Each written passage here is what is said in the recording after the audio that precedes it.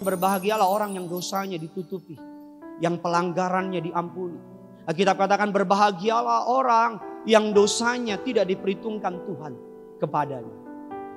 Sadar gak sadar setiap kita punya dosa pribadi yang orang lain gak tahu, cuman Tuhan dan kita yang tahu.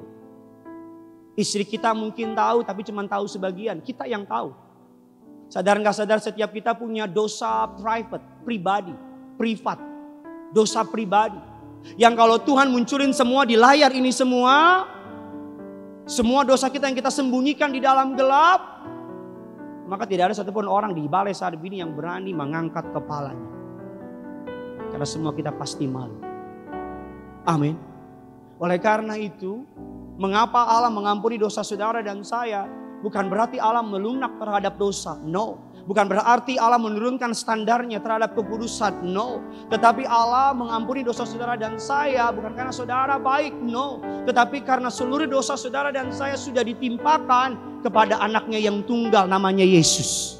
Kita dengar cerita, kita dengar pengajaran karena Adam jatuh dalam dosa, maka seluruh umat manusia jatuh dalam dosa. Kita bilang gak fair dong Pak Pendeta. Yang buat salah Adam, kenapa kita yang mengalami hukuman? Setiap kali Kevin Sanjaya dan Markus Gideon bertanding, setiap kali mereka menang, kita semua orang Indonesia bangga.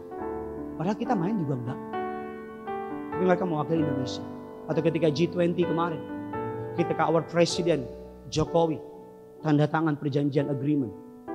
Yang tanda tangan dia, tapi dia mewakili seluruh the whole nation. Makanya ketika Yesus mati di kayu salib, setiap orang yang datang kepadanya dan percaya kepadanya, dosa, penghukuman, pelanggaran kita tidak lagi diperhitungkan atas setiap kita. Percayakah saudara dengan itu? Percayakah saudara dengan kebenaran itu? Karena dosa kita ditanggungkan dalam tubuh Yesus Kristus. That's why tidak ada kebaikan manusia yang dapat mencapai standarnya Allah. Standar kekudusannya Allah begitu sempurna. Hukum Taurat bilang kalau ada perempuan dan kita menginang, kita tidur dengan dia, kita bilang kita sudah berzina. Itu saja sudah sangat tinggi.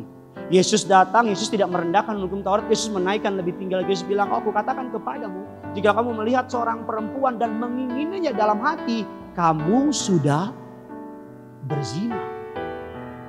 Yesus membawa level hukum Taurat lebih tinggi lagi. Bayangkan in our mind saja kita sudah dihitung melakukan perbuatan yang sama dengan persetubuhan.